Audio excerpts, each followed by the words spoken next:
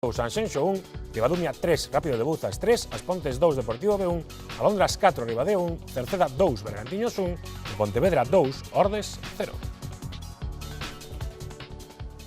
Comezamos precisamente con ese último partido, o do líder, o do Pontevedra. Meu titular, Óscar, nesta terceira división é que os dous primeiros meten a directa porque aproveitáronse do tropezo do Deportivo B e Pontevedra e Cerceda que van embalados. O Pontevedra, ademais, cun dos goles candidatos, despois diránolo Carlos, a ser mellor gol da xornada no fútbol galego. Pontevedra que gañou por 2 goles a 0. O primeiro, marcado por Kevin Presa, a saída dunha falta botada, eu creo que por un dos xogadores máis determinantes nesta categoría a balón parado, como é Adrián Mouriño. Se le gustaría ter a moitos equipos na segunda división B a un xogador como é Mouriño. Sí, un xogador que estuvo no Celta, no Ourense, no Huelva, no San Andreu. E aí estamos a ver ese que pode ser un dos mellores goles da xornada. Que golazo de Jacobo, outro xogador cun talento inmenso, aí felicitado por Luisito. Como engancha ese balón na frontal. Dicías que a genio do Avilés lle quedara o pé a gusto, a Jacobo. Vamos, seguro. Non che digo nada. Ordes, que nunca se deu por vencido, que tivo ocasións tan claras como esta de Nacho.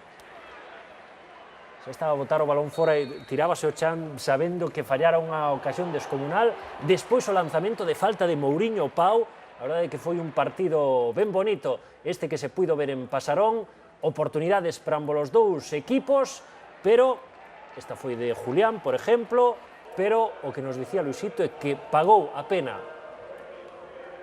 pagar a entrada por ver ese gol de Jacobo. Kevin meteu un bo gol, pero de Jacobo, pois, eu creo que xa valeu a pena pagar a entrada por ver un gol destos, porque meter un gol do nivel que meteu Jacobo, pois poucos futbolistas poden presumir de meter un gol así. Todo na primeira parte creo que non competimos, non? Realmente regalamos o balón, regalamos posesión no noso campo, tempo para pensar, bueno, creo que non estuvemos metidos no partido. Prácticamente foi un monólogo, a pena que era un partido que tiñamos que haber gañado por máis diferencia. En ataque non fomos moi agresivos. Nunca está contento, Luisito. Como ten que ser, hai que ser ambicioso. Este foi un partido moi curioso. Derbi, duelo de rivalidade entre o Cerceda e o Bergantiños. Adiantouse o Cerceda con este gol tamén moi bonito de Pablo Agulló. Xa ano pasado no Betanzos nos deleitou con algúns destes goles. Ademais, viña dunha lesión, eu creo que por iso o felicitaban tanto os seus compañeiros. Empatou o Bergantiños no minuto 86 con este autogol de Javi Angeriz, que quere despexar, non sei se o toque ese que lle fai Iván Amor o dianteiro do Bergantiños o desequilibra, pero tamén un bo remate cara a súa portería. Jorge a pelota a Herber, sempre falamos desta parella, Herber ergue a cabeza, pon a pelota na área e marca Jorge Cano. Este é un gol rapidísimo, se chega a ser de principio de partido, cantos segundos pasaron? Pasaron exactamente 7 segundos. Igualaría o récord da historia da Liga en primeira división, que está en 7 segundos. Pero, dende logo, moi curioso o desenlace, porque foron gol do empate no 86, gol da vitoria do Cerceda no 87. Moi curioso este desenlace. Imos ao partido máis espectacular de longo da xornada. Este empate a 3 entre o Ribadumia e o Rápido de Bouzas, con golazos como este de Tomás. Tampouco está mal ese gol, Tomás, que foi individualmente o protagonista, sen dúbida, da xornada, con 3 goles no partido. O 0-2, no minuto 17 do primeiro tempo, tamén de Tomás. Moi ben. Fermoso o gol. Se marca alguén no Ribadumia, vos quen diríades que marcou o gol? Tomás. No, no Ribadumia. Changui. Un clásico. Podía meter en propio Oye, O remate... como dixeches que foi a protagonista absoluto, pensaba, marcou todos os goles do partido, 6, pero non. Marcou Changui 1-2 e Tomás fai aínda na primeira metade o 1-3. Bueno, vaya partido de Tomás, espectacular. E despois, na segunda parte, toman o protagonismo os afeccionados. Eu creo que paga a pena escoitar o ambiente da seguinte xogada. Xogada con polémica.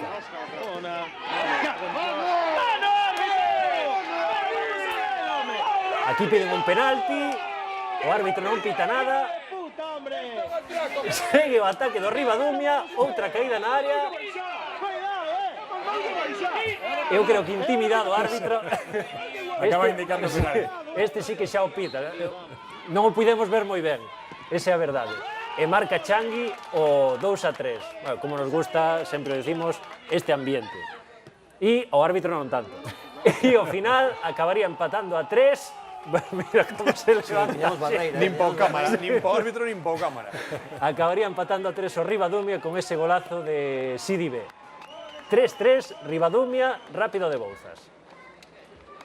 Ímonos agora ata as Pontes, onde se produciu un resultado sorprendente porque perdeu despois de moitas xornadas o Deportivo e iso que se adiantou no marcador. Comezou marcando o Deportivo con ese gol afortunado de Santi Taboada. Este gol en propia meta ou gol do que fai o disparo? Creo que este gol do dianteiro porque dispara cara a portería, ¿no? Sí, sí. Teño dúbidas porque despois na acta, no outro partido, o árbitro deulle a un xogador en propia meta. Bueno, xa o veremos, xa o veremos. O gol do empate, aí medio carambola. Acaba marcando Chicho. Un pouco de fortuna sí que tivo as Pontes neste gol do empate.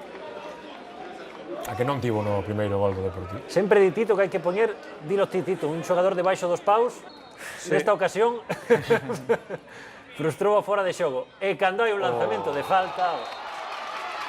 Bosa, espectacular, ¿no? Que difícil é, vos que fostes xogadores, que difícil é que ese balón baixe. E baixe tanto e tan claramente. Eu quero unha estatística de Bosa comparada coa de Bale nos lanzamentos de falta. Gustavo, A ver quen gaña, hai que poñerse aí. porque Igual gaña vos, seguramente.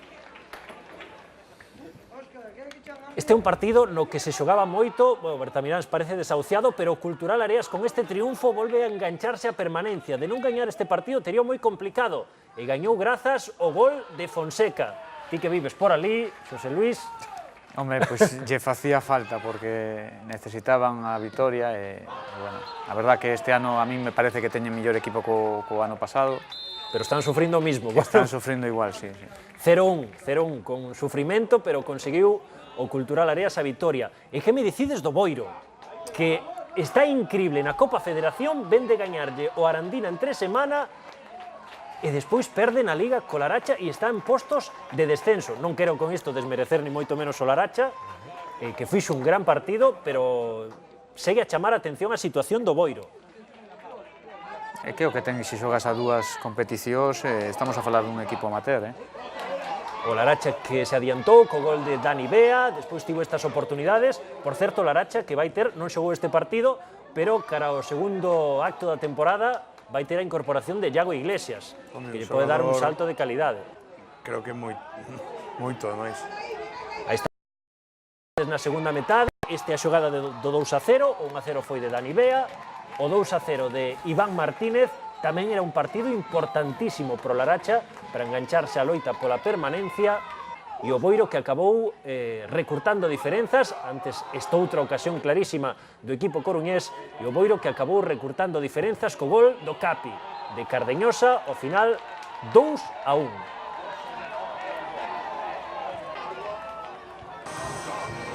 E acabamos con esa dúbida que eu teño a quen darlle o gol do Silva. Bueno, dende logo, os do Barbadás dámosllos aí sí, porque os dous foron para este rapaz que non tivo moitos minutos na primeira volta e neste partido foi titular e marcou os dous goles.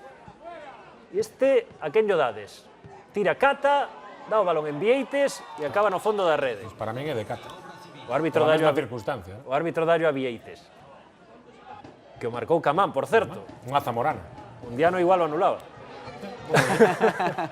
E o definitivo 2-1, marcado por Isi, tamén cun pouco de sorte, facíalle falta ao Barbadás despois de moitas xornadas, sen facelo conseguir o triunfo.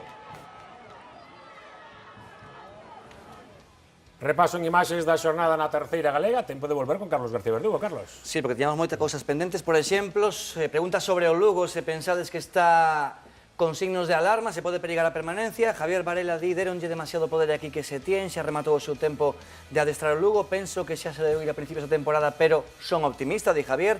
Edu, todo o contrario, tal e como está xogando non vai ter problemas para lograr a permanencia. Outairus Magui, que di a permanencia se segue así está complicada, facía o eu mellor, o clásico comentario. Sobre a segunda B, Pablo di que o Coruxo vai lle quitar o récord de minutos en marcar o Celta. Marcos di unha pregunta para vos los tres. Por exemplo, Gustavo, se o Cerceda pode manter o ritmo do Pontevedra a pesar desa vitoria. Sí. Sí. Eu creo que sí. Rotundamente sí, non? Sí. Son os dous equipos que van pelexar polo campeonato.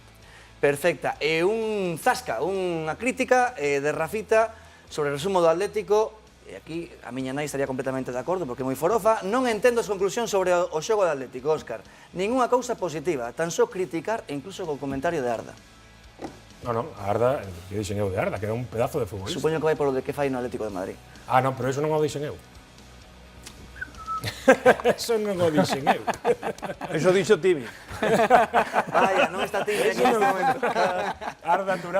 Arda Turán merece xogar onde el queira, Onde el porque queira. é un futbolista tan espectacular que podría xogar en calquera equipo do mundo. Bueno, E aceptamos por suposto no Atlético de Madrid. aceptamos os zascas de todos os enxogueiros e son en galego e son con este borrollo. Por suposto, claro que sí. Grazas, Carlos. Veña. Despois estaremos aínda ao rematar o programa. Grazas, Gus. Ata aquí a segunda vez e a terceira, como sempre, coa tua aportación. Grazas a vos, Óscar. E imos coa clasificación desa terceira galega. Aí está co liderado do Pontevedra con 40 puntos, un máis que o Cerceda.